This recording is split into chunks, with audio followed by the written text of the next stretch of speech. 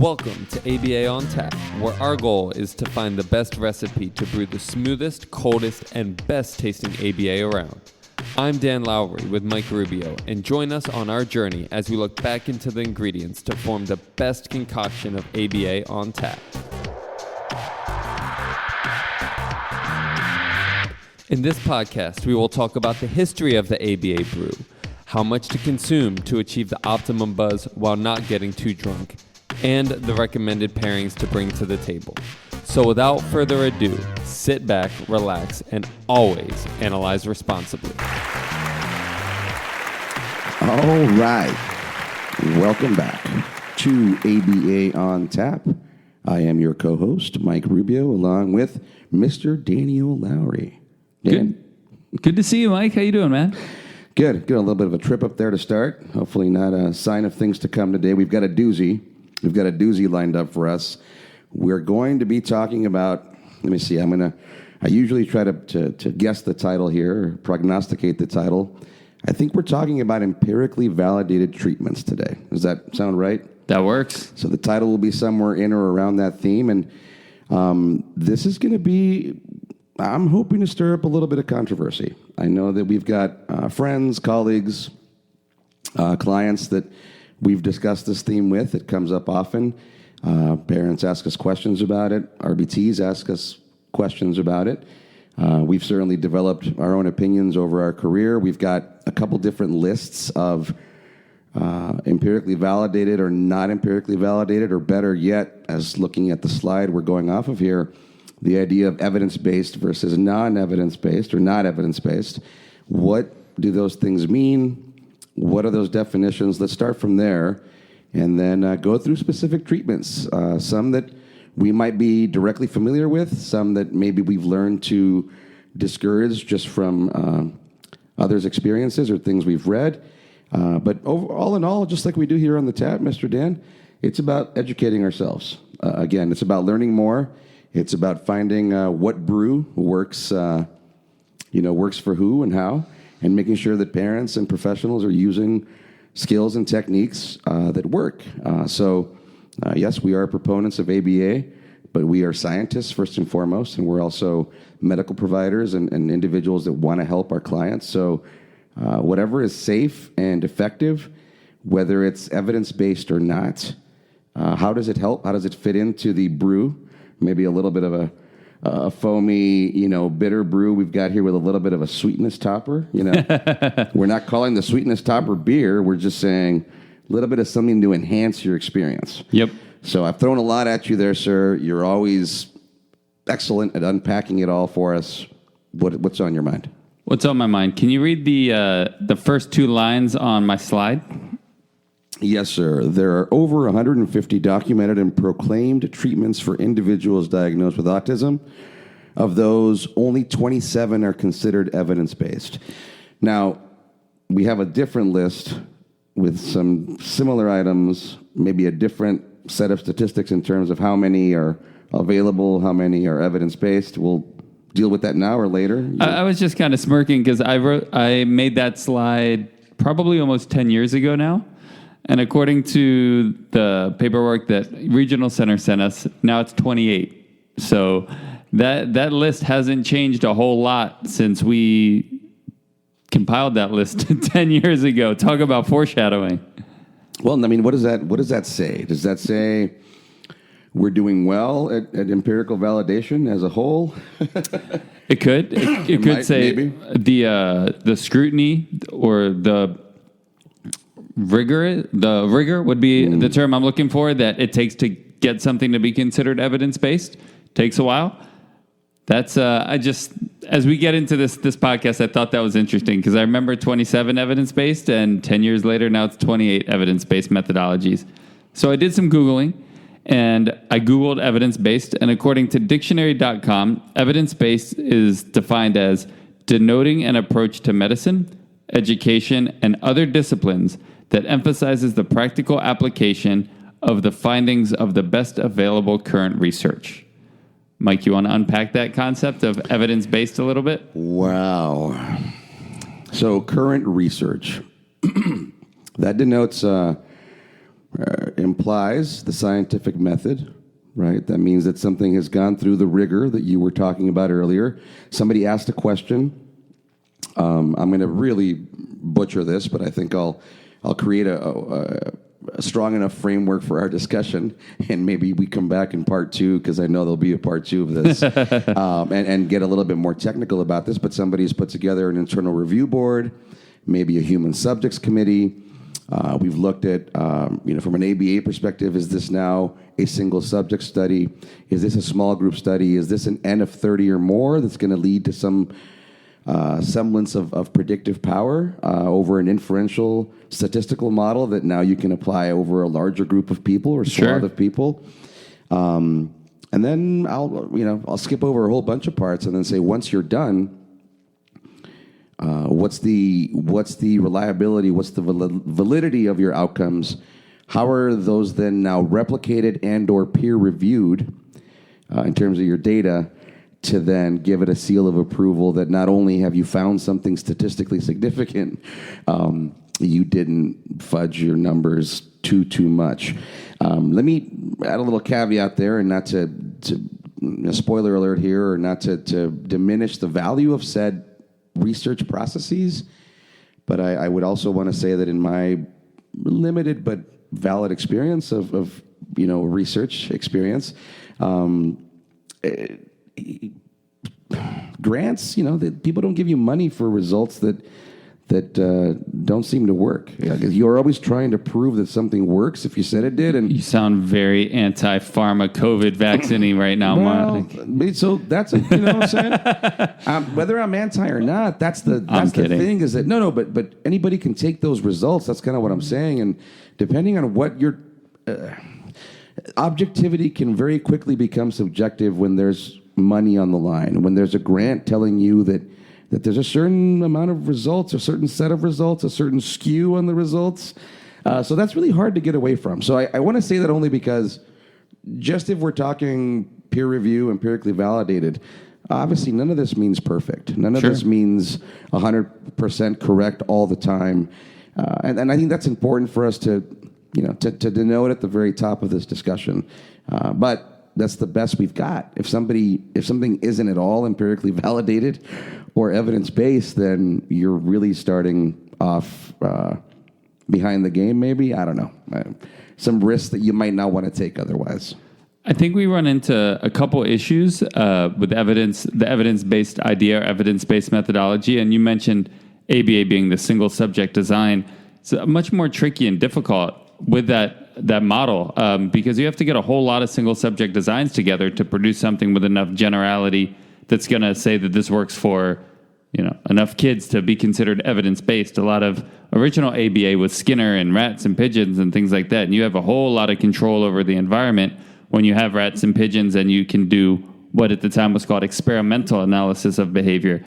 Now we're doing it through the applied analysis of behavior or applied behavioral analysis, and we have to consider ethics. So we're running into a lot of issues. You can't really have control groups, because if something works, then the control group's like, why are my kids the guinea pigs here? So now it's a whole bunch of single subject research.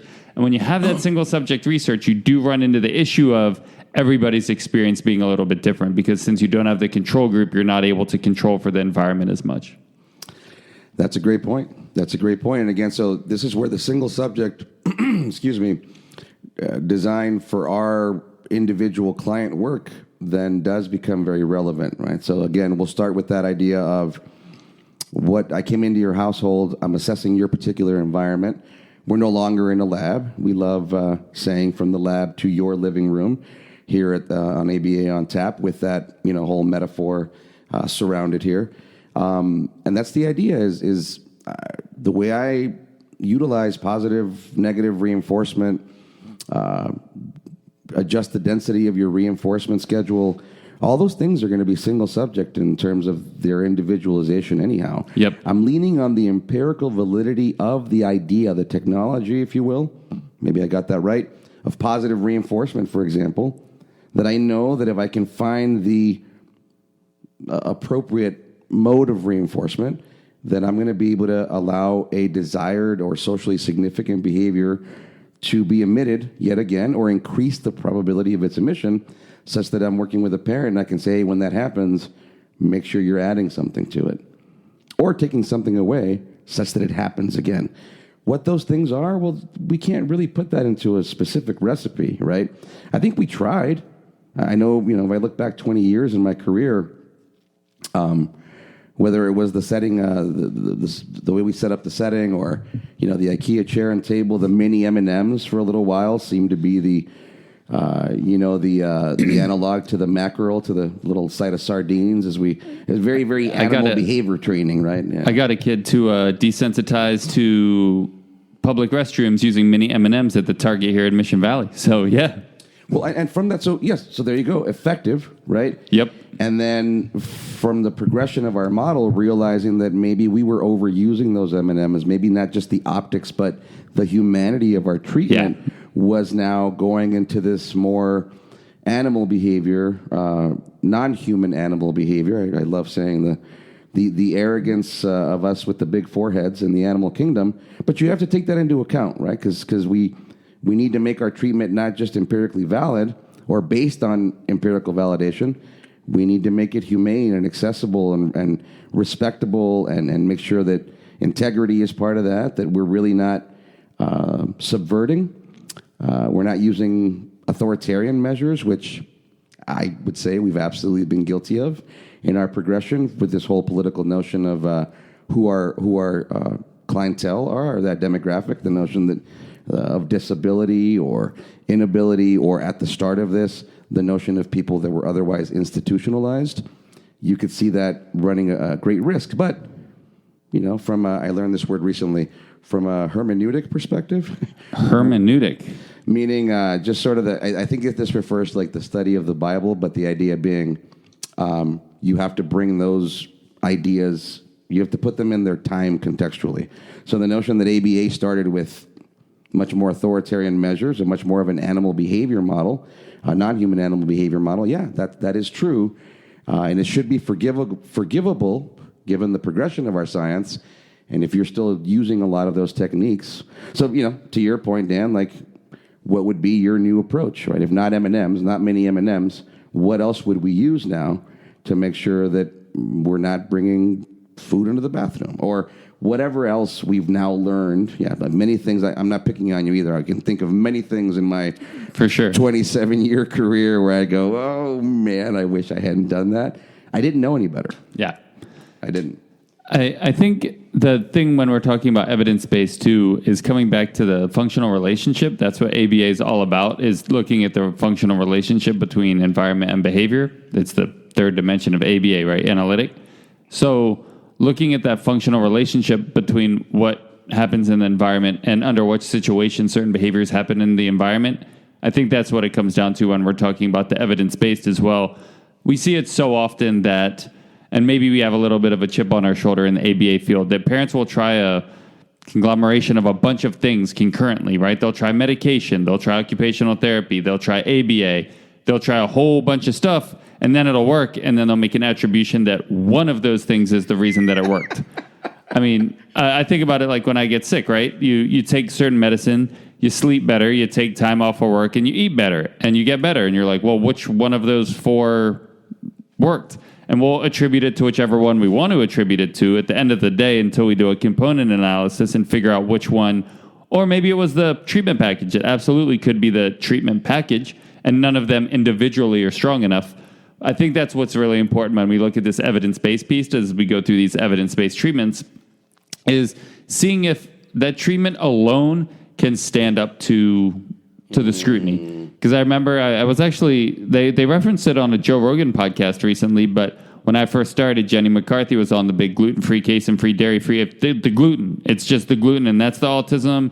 And if we just get rid of the gluten, then the autism will go away. And that was 15 years ago maybe. And I remember almost every kid that I worked with went on that diet, and it helped some, didn't help others. The point being that it didn't have enough generality, and wasn't the sole part of that treatment package that you saw behavioral enhancement with enough individuals that proved to be effective for individuals with ASD. And we're finding now that that's just individuals in general that have gluten intolerances, like my girlfriend has gluten intolerances, not allergies. They won't show up on an allergy test, but she doesn't feel well after she eats gluten. But, ice cream is delicious, and so is pasta, so she just deals with it. Point being that was probably part of a larger treatment package that this individual saw, Jenny McCarthy in this example, saw for her son, which by all means, if it's working, keep doing it.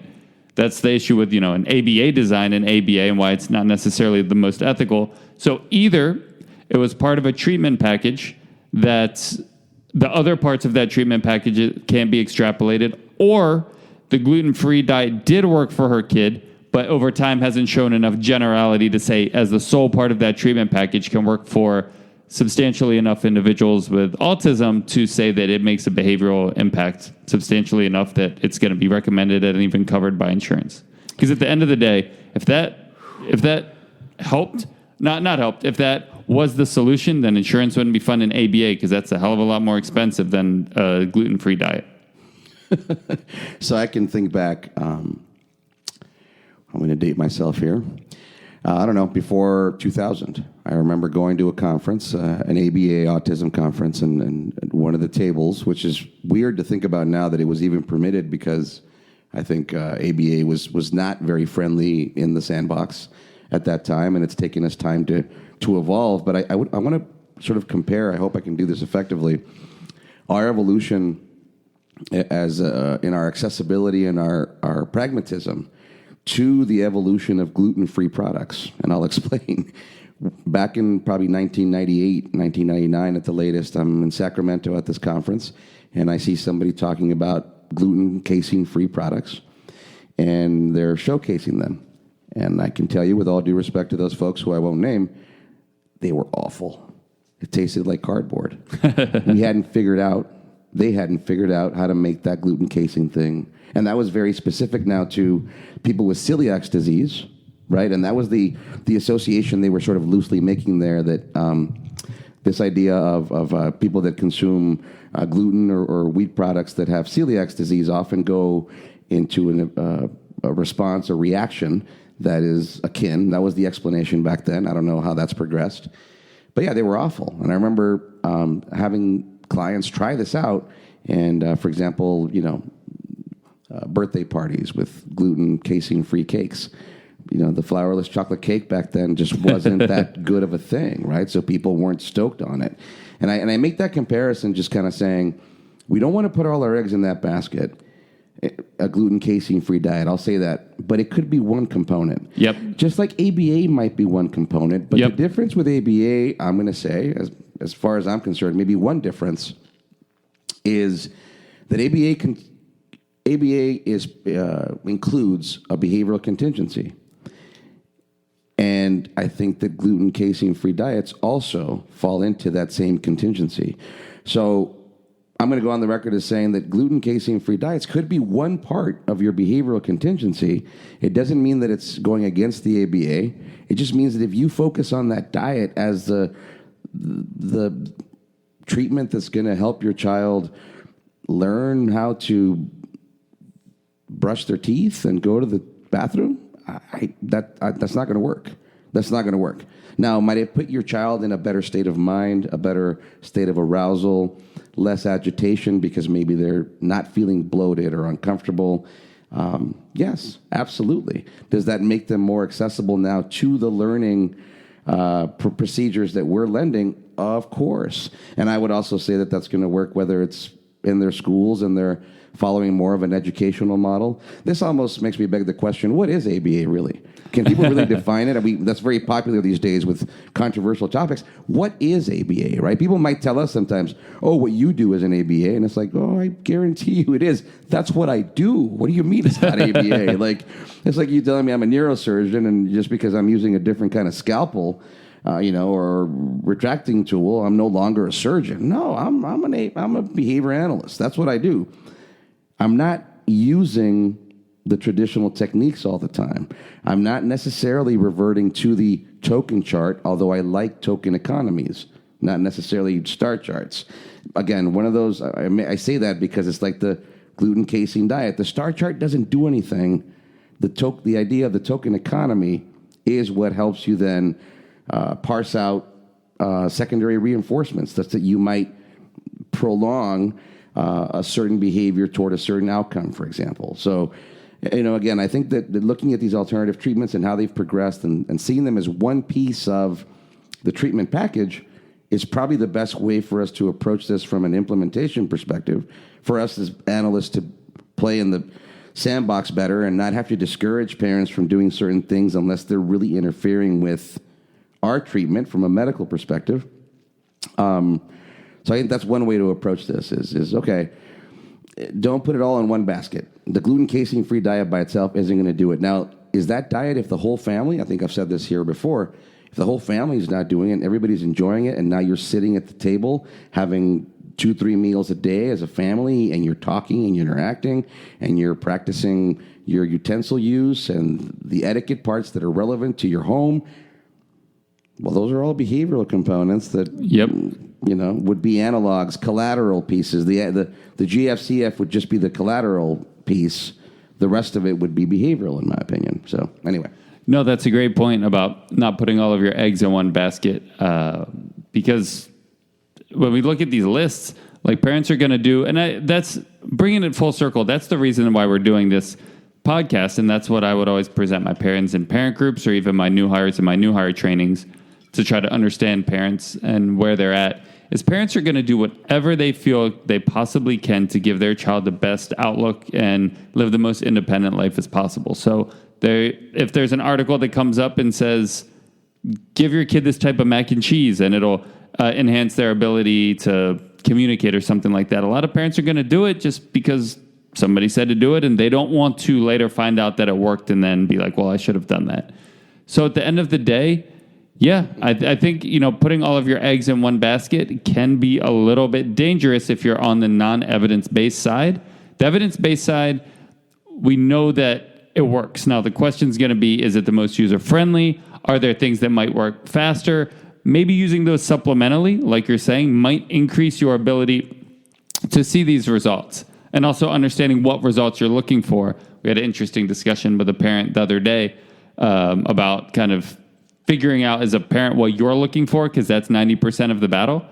I do want to get back to what you said with the ABA piece as well and defining ABA. I think it's interesting. Sometimes I get in a slightly facetious debate with one of our esteemed colleagues about what ABA is, because I'll say that I think our kids do ABA better on us than we do on them. Yeah. Or, your daughter probably does ABA way better on you than you can do on her. And he'll say, no, ABA has to have the, analysis and has to be done in a fashion, where you're looking at data and things like that. And I think that kind of gets to what you're saying of like defining ABA. What actually is ABA? Is it looking at behavior and analyzing it and coming up with conclusions? Or is it the actual, we're going to look at the data and we're going to, based on the data, increase or decrease the behavior, and then we have data for the increase or the decrease in behavior and look at the interventions as a result. So I did want to touch base on that. The last thing I will say is either side of the fence that you sit on as we get into these strategies of evidence-based and not evidence-based, you brought up a really interesting point in our pre-podcast discussion of the difference between ABA conceptually. So we could call it the conceptualization of behavior, and the difference with it being implemented, like the medical model of ABA. So how it's conceptualized or theorized versus how it's implemented. Can you speak to that? Because I do think that's something that's really important to touch on before we get into the specific modalities. I guess the best way I can describe that is, everything we're doing from a Skinnerian perspective comes from the idea of an operant chamber. The notion that you've got full experimental control over every stimulus being presented and every consequence being presented to a given organism. We're back to talking about small foreheads or no foreheads at all, pigeons and rats primarily. So I think that when we can consider that, and then the proliferation of that philosophy of that science, if you will, now extending into a practical implementation where people that aren't necessarily trained in that tradition are practitioners of that science as it serves as a medical intervention. And we start introducing, we're going to talk about PECs, I presume, in a little bit. We start introducing things like PECs that are empirically validated that do fall into, in their presentation, a 3 or 4 part contingency, but then run the risk of now being bastardized to 2x2 laminated squares with weird icons, which I've referenced here before. Now, that becomes a medical implementation that's even steps away from what the PECs people intended. And they are now one step away, or one part of this idea of applied behavior analysis, now mixed in with speech and language pathology and psycholinguistics, right? So I think that's the difference there, is that you've got all these things that work, these no longer theories, but, well, I guess things based on theory that end up with outcomes, with predictive power.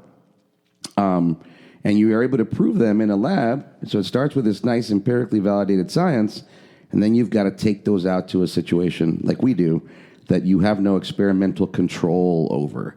So now you're leaning on these things that worked when you had full control, working to some extent enough that you might then get a child to emit certain behaviors that can now be directly reinforced by the environment toward their future emission.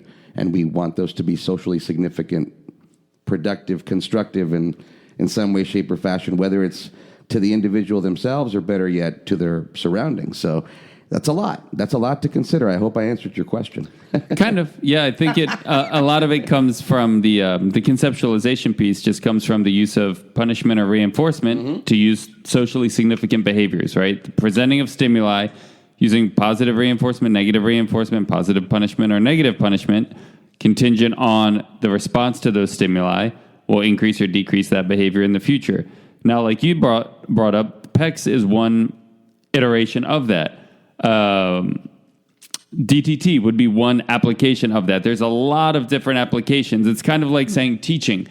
If we think of teaching and we think of somebody learning, we think of like a school and a desk. That is one application of teaching. But you could do yoga in a park and you could learn it, and there's no desk and there's not a teacher with a chalkboard and things like that. There's somebody with a yoga mat, but they're still teaching. So there's many different ways ABA can be applied. And each individual application or way of utilizing it is just one way of utilizing it. It doesn't mean that ABA is or is not that. It just means that's one representation of ABA. So I do think, when we talk about that, I think that's important that we understand, because when people say, oh, that is or is not ABA, well, is it using positive or negative punishment or reinforcement to consequate a behavior?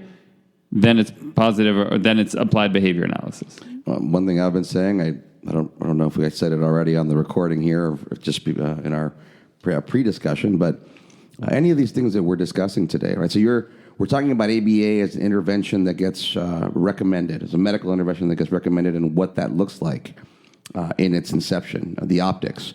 And then we're talking about the science that those medical treatments are now based on.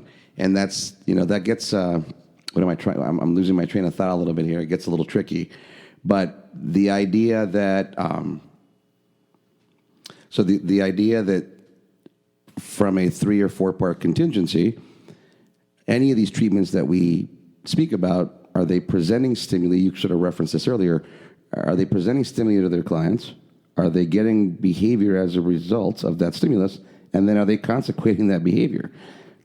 I don't want to overgeneralize or pull too much rank here, but once you put something into that 3 or 4 part contingency, are you not embracing applied behavior analysis somehow? Without getting away from that, how are you not somehow implementing the philosophy of the science of behavior? So with that, while sometimes it sounds like maybe we're being a little bit defensive of like, well, you're doing what we're saying we're doing. What I think we're saying is, yeah, you're doing ABA. So if you're unhappy with the way that it's being administered, find a different company or find a different administration of ABA. It doesn't mean that it's not working well. It means that maybe you need to find one that you vibe with a little bit more. Yeah, so things like escape extinction for eating or feeding problems. Sure. Okay. Is it going to be effective in getting your child to eat more? Pretty likely. That's why we would call that maybe an empirically validated treatment or protocol, right? then the question that people are asking very fairly is escape extinction always needed? No, it's needed for feeding issues where maybe a child is about to get a GI tube. Was that what you need to do to expand a child's menu or food repertoire? Absolutely not.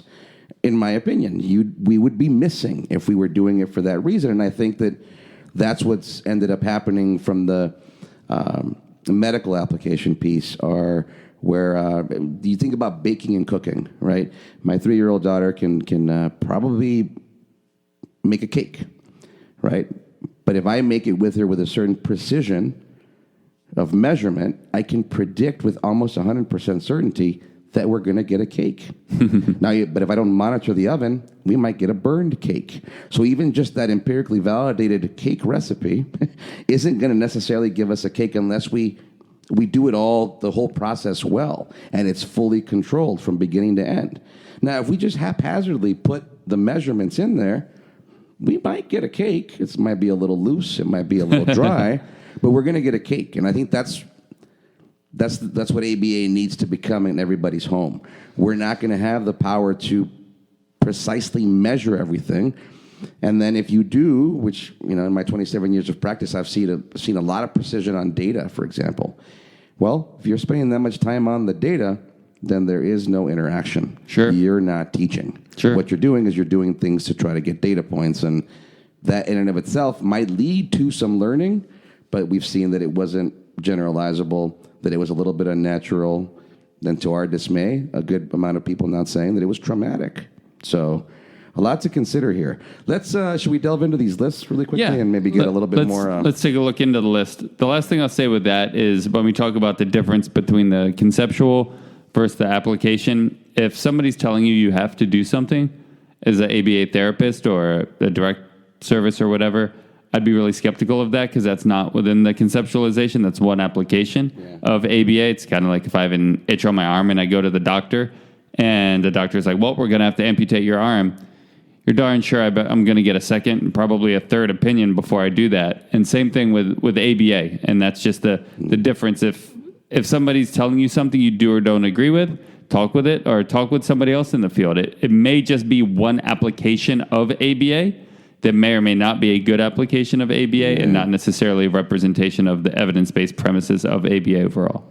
Well, and while you're saying that, I love that. I'm going to certainly borrow that analogy there, that amputating your arm would take care of the itch on that amputated arm, but not anywhere else on your body. That you would still have an itching problem at some point. But everybody's looking for the right combination, right? Whether it's, again, that 3-4 part contingency that ABA brings or some analog, alternative, whatever treatment that goes along with that, everybody's looking for the magic potion. Yes. So while I say that, let me talk about some more magic, and then we'll get into the list of treatments. So I'm going to give everybody a bit of a magical behavioral sequence here. What I do is I take this little container here. Dan used to have a nice little green elixir, and I shake it. It's nice and cold first. It's got to be a cold container here. I shake it. I breathe. And then I drink. Now, I saw you do that before we recorded. You did, and it worked. You saw the magic. You must have seen it all come down. Felt it. You felt it. You felt the energy, the resurgence of my brain power as we started this recording here today. Now, the important part that's, we're going to call it proprietary, and I'm not the one that owns it. We're going to call it proprietary. It's what you drink. I didn't say drink coffee, drink water, drink some sort of energy drink. What you have to drink for this magical behavioral sequence to work, Dan, is Magic Mind. All right. Now, let me tell you the magic ingredients within Magic Mind, because those are important to think about. We're talking about 2 general classes of ingredients here, right? We're talking about adaptogens and nootropics. Tell us a little bit, Mr. Dan, with your Google genius over there, about these nootropics and adaptogens. What are these things? What are they considered? Adaptogens are plants and mushrooms that help your body respond to stress, anxiety, fatigue, and overall well-being. So that's the adaptogen side of things. And then nootropics are used for things like treating memory, consciousness, and learning disorders. All right, so if I asked you to tell us a little bit about, or our listeners a little bit about the lion's mane mushroom. I've been hearing a lot about this. I know that I'm ingesting it here with the Magic Mind. What is that doing for me? Well, it could be used in including treating things like dementia, nerve damage, diabetes, preventing ulcers, again, going back to that stress piece. Wow, so really lowering my stress such that my brain can function a little bit more smoothly, allow me to remember things better as we record and we disseminate important information. I have to reach back into my memory banks to think about what we're talking about. Now, what about something really nicely sounding like ashwagandha? Well, it's going to do what the others have talked about. And what have the others been? Reduce stress. Reducing stress and which anxiety. Then helps me have a better mental state, a better flow altogether. I'm seeing a theme here, sir. I'm seeing a theme. Being more in control of your thoughts. Now I want to say it's worked very well for me. I recommend it. Before you do, you need a little bit of a brain boost right on the spot. Or if you're taking it daily, at least 3 days in a row before a huge event or some circumstance where you're going to really need to get into that mental flow, let me recommend Magic Mind. So to boost your brain performance, your memory, your mental acuity, alertness, and awareness, add Magic Mind to your day today. Simply use the link in our episode description or go to www.magicmind.com/A O T. Once again, www.magicmind.com/in all caps AOT. And please use discount code, all capitals, once again, AOT, to receive 20% off your purchase and 56% off a subscription. Rediscover your mental power and endurance. Shake, breathe, drink, Magic Mind. All right, sir. Thank you for that time. Let's jump right back in. Really quickly while I introduce this, I'm going off of your list with the slide here that's a few years old. We're looking on the left side of this slide here, applied behavior analysis, and then under that you've got PRT, DTT, or pivotal response training, discrete trial training. Those are two things that even in the field, people might say, well, I'm doing PRT, well, I'm doing DTT. I'm minimizing the statements there, but the notion that both of those are directly derived from applied behavior analysis. In fact, discrete trial training is attributed to Lovaas, which we'll do for our purposes here, and then PRT, which was created by people that were graduate students of that very researcher, Ivor Lovaas, out of the UCLA tradition, yet out of the conceptualization of those different approaches, people will distinguish them from ABA. So DTT and PRT, if it's fair to say, are ABA. ABA does not get fully, thoroughly expressed or encapsulated into DTT or PRT. Those are just two treatment packages based on the principles of applied behavior analysis. Yep. If you look at my slide, ABA is bold, and the other ones below, it should have been a smaller font as well, because I wanted to communicate that they're all part of the larger umbrella of ABA. Let's look at these 28 evidence-based practices, which would go on the left side of my screen there, and let's talk about them in relationship to reinforcement and punishment delivery. The first one, antecedent-based interventions. Just basically delivering reinforcement or punishment before a behavior happens. Once you've figured out the three-term contingency and you've figured out some consistencies there, you do it ahead of time. And like Mike, you've always talked about getting in front of it. And if you're saying, well, my child always does this, we probably do something before that that's very consistent as well. So changing that. Yeah, well, and I love that in the sense that one thing we can say about applied behavior analysis is we don't change the behavior, we change the environment. Exactly. And that's almost comprises fully, in many ways, an antecedent-based strategy. What are you doing to change the cues, change the notion of the availability of reinforcement, all of those things that you're doing preemptively? Yep. So that one talks about delivering reinforcement but prior to the behavior. Augmentative and alternative communication is the second one, talking about how can we get this individual to communicate so that we can deliver them reinforcement. Behavioral momentum intervention is the third one. How do we get the behavior to happen so we can deliver reinforcement? Maybe we have to break it down a little bit. Cognitive, behavioral, and instructional strategies. I'm not as familiar with that one, so I'll either move to the next one or pass it to you if you have anything you would like to say on that one. I wouldn't be able to speak to it well enough, so we're gonna be fair and table them for a little bit. Differential reinforcement of alternative, incompatible, or other behaviors. How do we find behaviors to reinforce instead of the other ones? So these are all like little bolded paragraphs or sections of my Cooper book. These aren't. Yep. So wait, all of these therapies are basically pointing back to, with the exception, at least for our purposes, of the cognitive behavioral piece, which still includes behavioral, but now looking more as cognition as something where, depending on your model, whether mentalistic or not, you might not want to include as part of your antecedents or consequences to behavior. But they're all really still falling into this 3-4 part contingency. All of these, like you said, are chapters of the Cooper book. So not even necessarily well chapters stated. by themselves. They might even just be sections. Glossary terms. Yep. From the Cooper book. It's basically what these are I'm asking you to do something, you're not doing it. So now we're at impasse. How are we going to get that behavior to occur? I'm going to need to break down my strategies and differentially reinforce other things. I'm going to have to prompt you through it. I'm going to have to change what I'm doing on the antecedent strategies.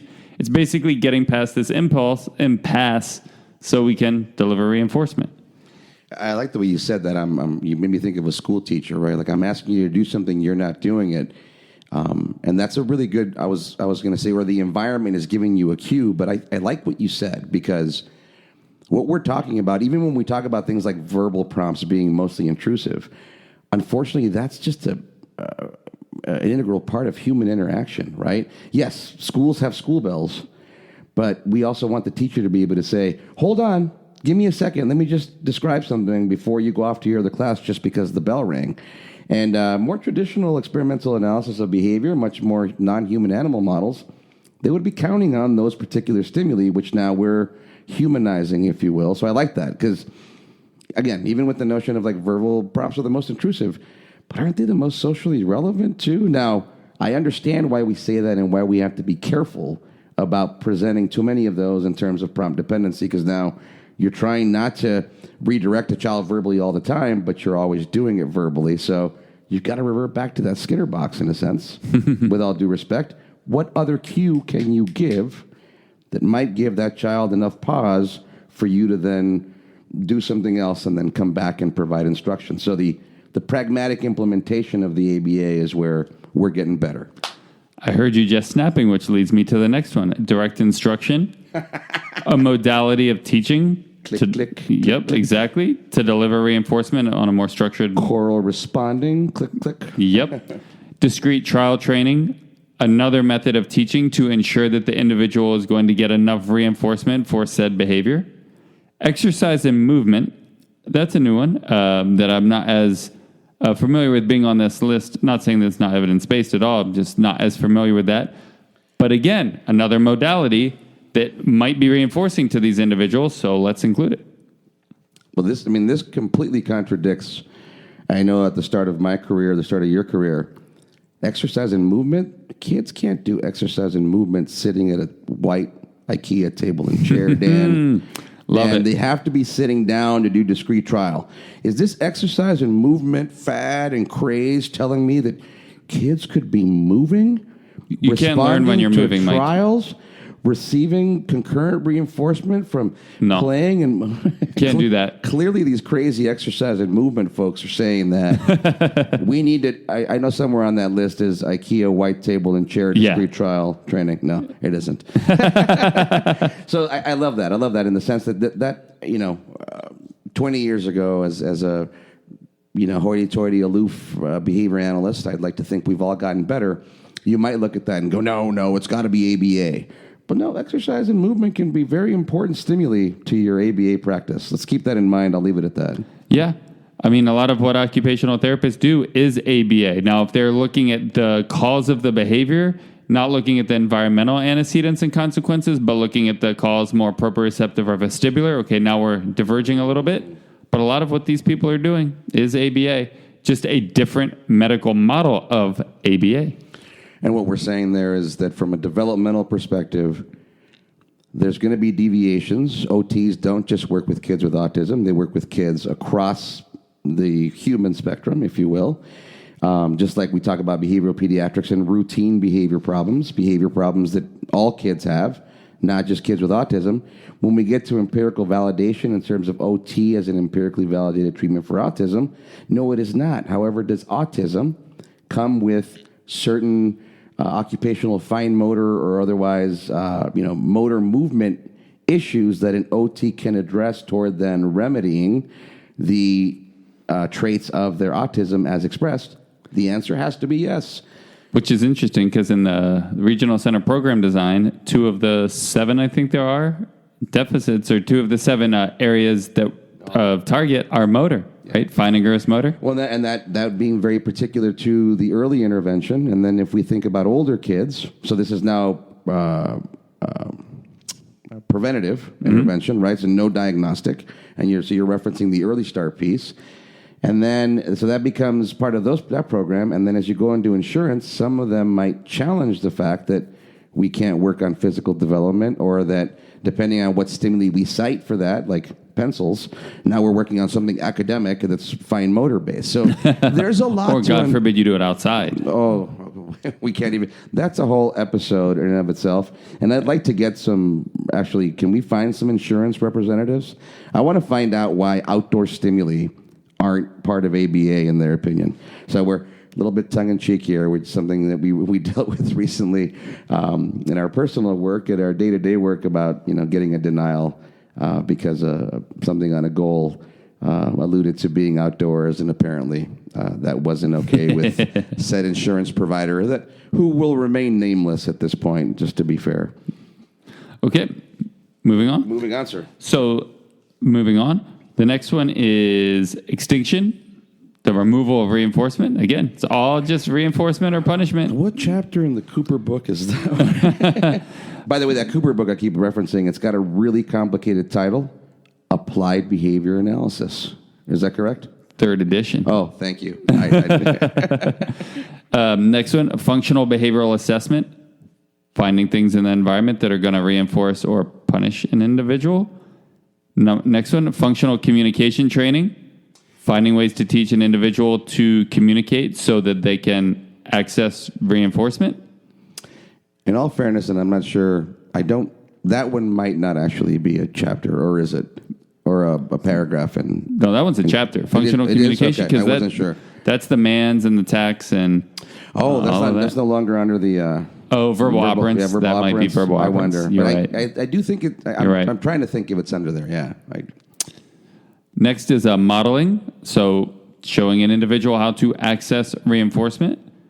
Music-mediated intervention. That's a newer one. I think that's literally the difference between 27 and 28 in the list I had, either that one or the exercise and movement. So music-mediated interventions, and an interesting one that we can talk about now or talk about more in depth later.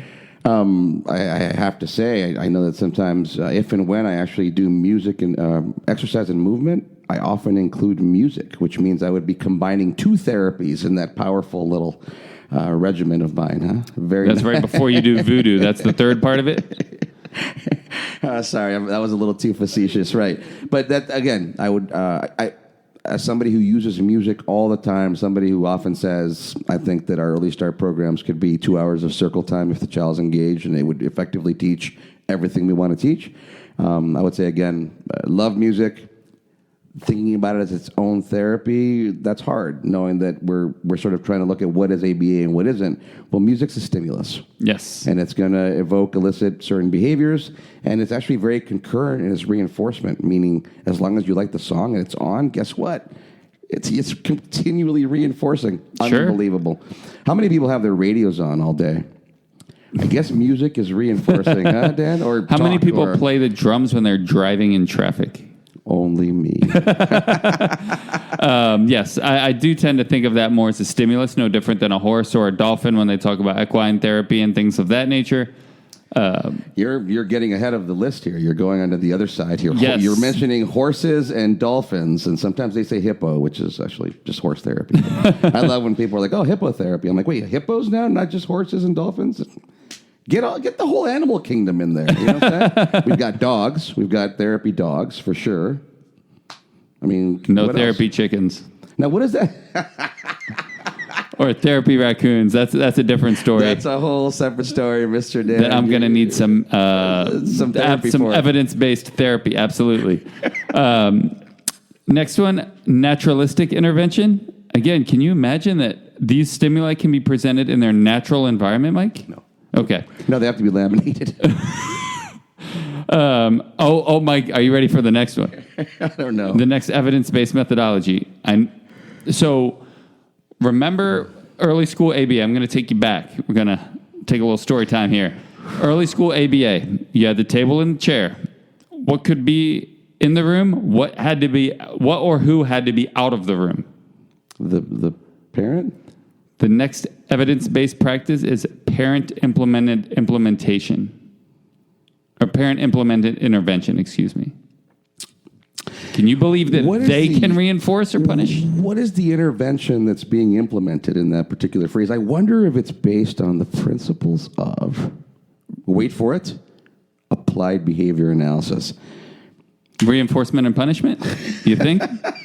Are those things part of applied behavior analysis? Are we sure about that? I think so. Are we sure? Well, applied behavior analysis is conceptually systematic, which means reinforcement and punishment. And the parents can be involved these days. Let me just say that's very refreshing news for me, because you're absolutely right. That was one of the, looking back 20 plus years ago, that was literally one of the questions I remember on an intake form I used to look at, and I used to wonder about that, because I come from the developmental framework where parents are a pretty important part of just about everything that happens with kids. I don't think that's changed.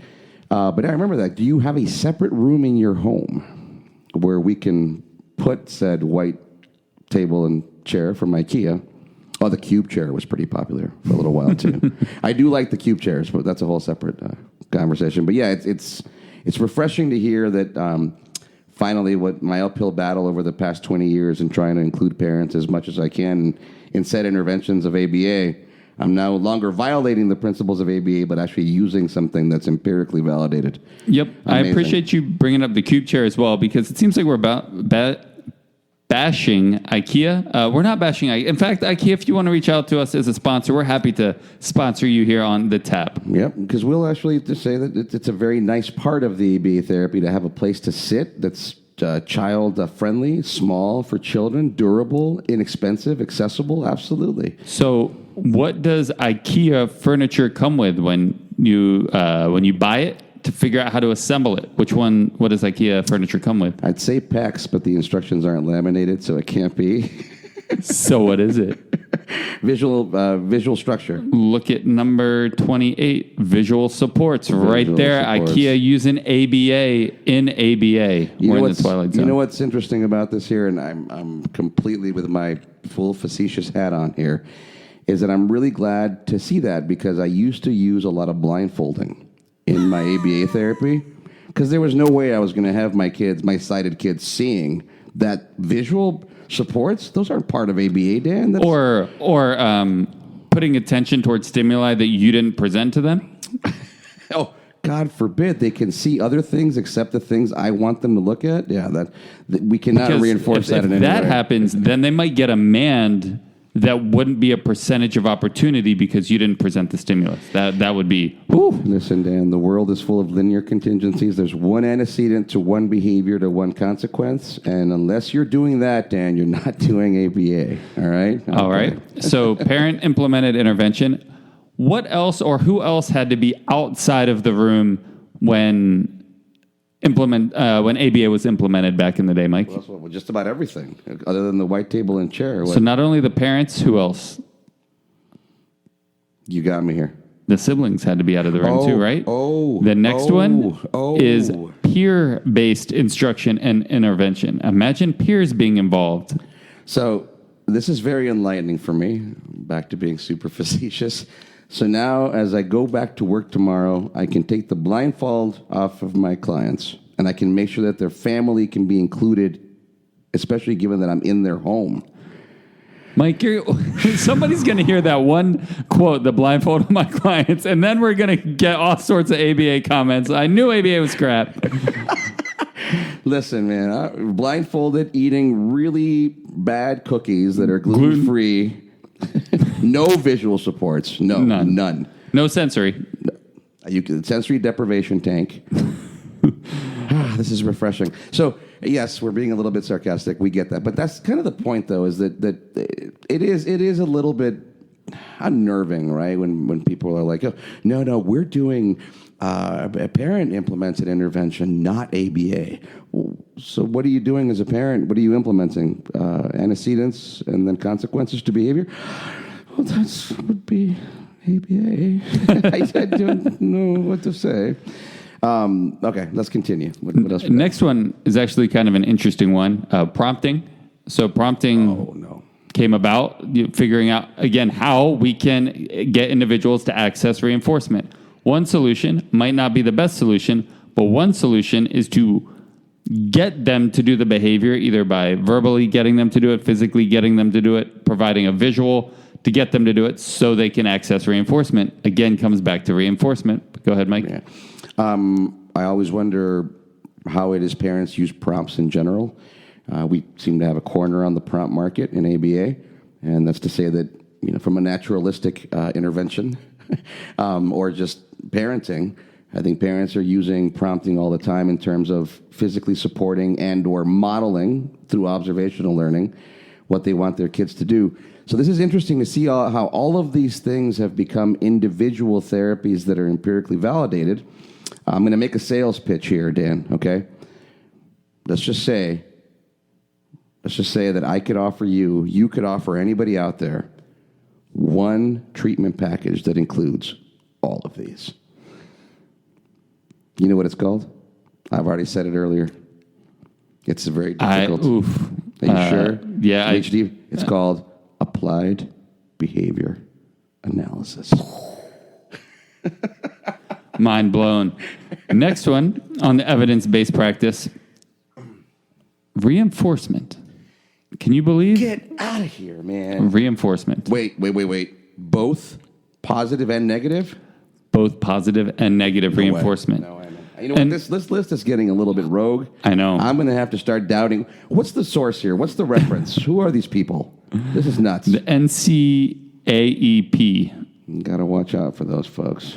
But again, all of these practices are either structures to set up, i.e. direct instruction, discrete trial training, naturalistic teaching, set up ways to get reinforcement, or ways to get an individual to do a behavior, i.e. functional communication training, augmentative communication training, differential reinforcement. We'll talk about some more later. To exhibit a behavior to get reinforced. Now, I do think it's interesting that punishment is not listed on here because punishment is an evidence-based methodology. Now, not something that we use a whole heck of a lot, but it is evidence-based. Well, and we, how do I say this? We do use it. We don't like to say we use it. We don't like the popular connotation or misconstrual of what it means outside of its ABA definition, which is simply a stimulus that follows a behavior which lowers the probability of that behavior being expressed in the future. But everybody always thinks about corporal punishment, spanking, depriving the child of something. And oddly enough, if you do too much withholding in an effort to elicit a behavior, that is more traditionally punishing as well. Yep. And when we say punishing, we mean cruel. So it's, to your point, I think we do use punishment even in our procedures. Very popular procedure for just day-to-day parenting and timeout. Well, that's a punishment procedure. And if it's inappropriately implemented, it could become cruel. Sure. So I think that those two words have become synonymous. Punishment need not mean cruel. When we say punishment, we just mean something that's going to reduce the emission of a certain behavior. That's all we mean. Yep. Next one, response interruption and redirection. Again, another way to get a behavior to occur, to get reinforced. Could run into issues with that, but that's on the list. In all fairness, I don't know if that one's in the Cooper book, but I also haven't perused my Cooper book in the recent past. So, next one is self-management, which I know is in the Cooper book because it differentiates self-management from self-control, meaning that the locus of control is external, not internal. But again, teaching you ways to manage your behavior that will increase your ability to get reinforced. Access reinforcement. Next one is Mike's favorite, sensory integration, which can only be done in a ball pit or with a lot of lights or in a sensory room. Those are the only 3 places you can do anything sensory. That's right. You can't do it at circle time or in the playroom. No sensory or the sensory deprivation tank. Only in the sensory room. Well, I mean, I'm thinking that I'm going to now have to. Well, the good thing about the sensory deprivation tank is that you don't have to use a blindfold in there. So that's a really good part. So yeah, so I don't know what these kids are doing otherwise, because I think that most of my clients are sensing the entire time I'm with them, but so I'm not really sure what people. So in all fairness, I think that you make a really good point in terms of what this is turned into, in terms of what it means. What it looks like, just like PECs, getting boiled down to laminated squares with weird icons in many ways if we're not careful. And they don't just have to be that. They can be that. But yeah, we talked about sensory stuff in the Strange Technologies episode. Yep. And we could probably revisit that, because another point I'll make there is that we always think of sensory as something soothing and calming. We seldom think about it as a way to... to make somebody more alert. And that's something that we could, again, we'll revisit at some point. But yes, can sensory-based activities in terms of multimodal experiences be valuable? Yes, for all kids and people. Yep. Yes, absolutely. Next one, social narratives. Interesting. I think it used to be social stories, but now it's social narratives. Again, highlighting that just because it's not in a book saying, my name is John, I don't like to fly. When I want to go to Disneyland, I have to get on an airplane. Getting on an airplane, blah, blah, blah, going on. It could also be a video. It could be all sorts of different conduits to present that social narratives. It could just be a discussion of, hey, you remember you like Disneyland, right?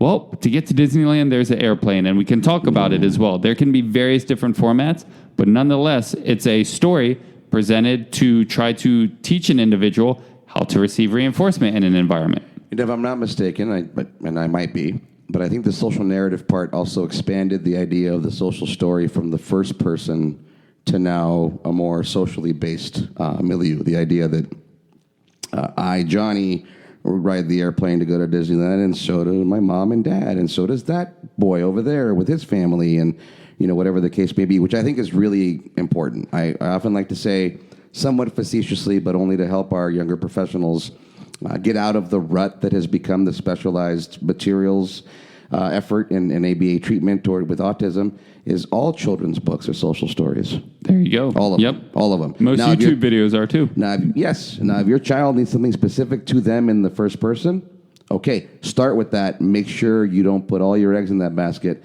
Make sure you expand that concept. Make sure you vary it to include others in terms of social referencing. So my favorite's when we get the message or the email. Does anybody have a social story about going to the dentist or going on an airplane? It's like, can y'all just look up YouTube? And there's endless videos. It doesn't have to be a specific story. It could be a video. It could be multimodal, as you would call it. The Berenstein Bears.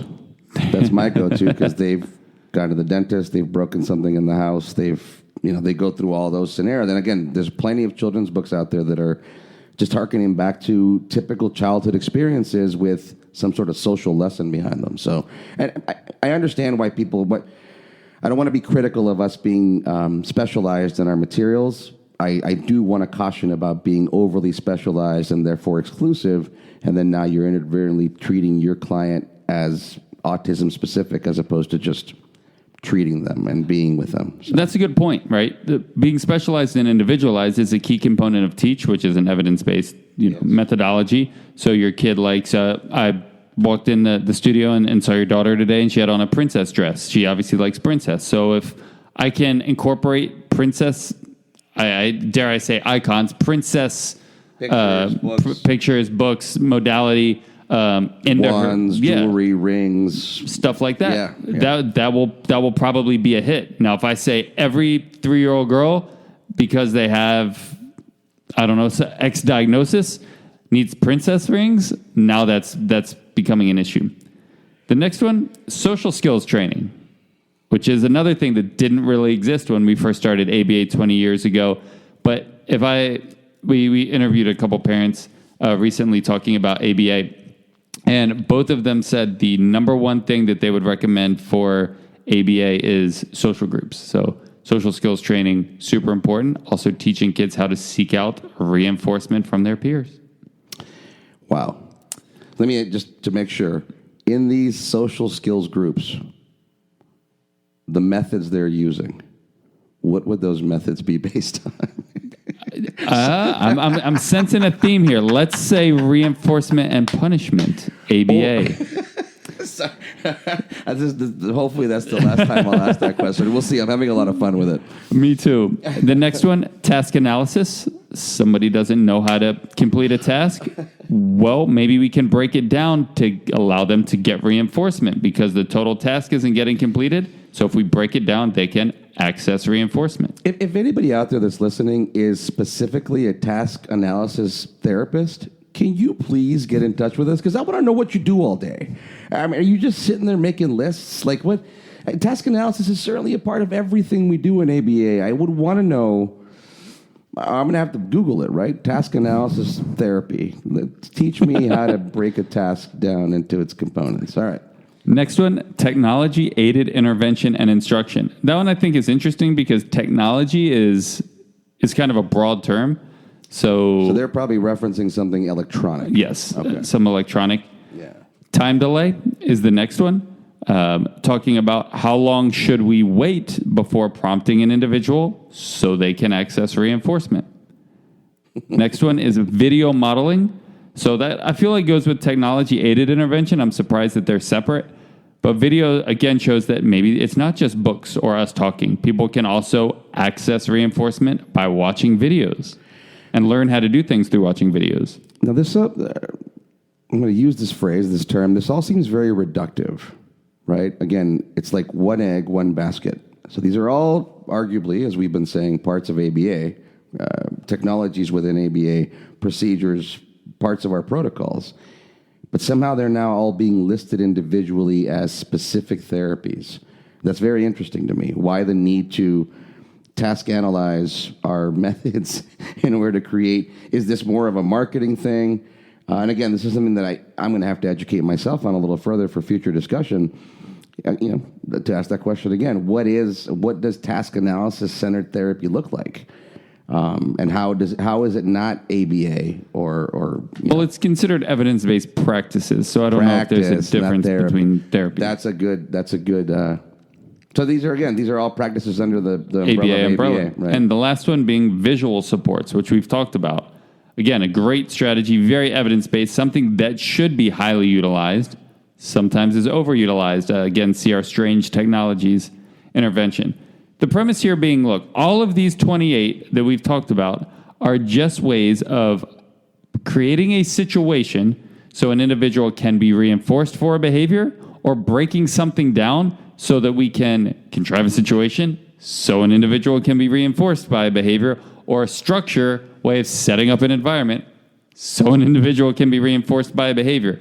It all comes back down to ABA. At the end of the day, it comes back down to how can we reinforce somebody for a behavior? Can we give them a different way to speak, either with augmentative communication, with functional communication, with technologically assisted communication? Do we find that they speak more in their naturalistic environment? Or if we, and by speak, I don't mean vocally speak, I mean exhibit behavior. Communicate, exactly. Sure. Again, at the end of the day, all of these evidence-based practices just come down to the application and presentation of reinforcement. We have a whole separate slide, or separate section of the slide, which we'll cover, I'm assuming, in part 2 of this training, the non-evidence-based, because I do feel like we can cover a lot of ground with that one as well. So let me pass it back to you, as Mike. we contemplate the next episode here, we knew this would be a 2-part series. Some closing thoughts, right? So now we're going to look next time at the not evidence-based practice. And it's not to say that parents are implementing some of these things on this list. I'll give an example. So, we talked about the diet, okay? And you made a really good point at the beginning in terms of attributions, right? One of my favorite stories is I want to teach the kid to say apple. I've got a whole bunch of things related to an apple. We're eating apples. The kid goes on medication one day. The child says apple, and the parents go, "We're so glad we put him on medication. Look, he said apple." And it's like, oh, man. Okay, so, again, there's a lot of, and that's me being a little bit too proud there. But, I think the example serves us well here. The idea that we're not saying that GFCF diets can't be part of your success. That's not, I don't think, what not evidence-based means. What we're saying is if you put all your eggs in that one basket, the idea that fixing your child's gastrointestinal problems in and of itself is going to take care of all behavioral concerns and learning concerns. No. I'm going to say a hard no on that. Is that to say that ABA by itself can take care of all of those things? I'm going to say yes, but only if implemented and analyzed in a progressive and ongoing manner such that you're always making adjustments. So there's no one baking recipe. Back to that analogy, it's a lot more like cooking here. You're going to have to change the ingredients, adjust the flame, change your tools, add some sauce here, turn that off there, deglaze that pan over there. There's a lot of activity you're going to have to work through. So let's end with that. What we talked about today are things that have been lab tested, proven to work under experimental control, and then we still have to take it outside of that realm and start cooking, start brewing more appropriately for our purposes here on the tap. Any closing thoughts, sir? No, I thought that was well said, and I'll leave the rest of my thoughts for part 2. All right. Well, go ahead and bake precisely, cook with fervor, and always analyze responsibly. Cheers. Cheers. Brother. ABA on Tap is recorded live and unfiltered. We're done for today. You don't have to go home, but you can't stay here. See you next time.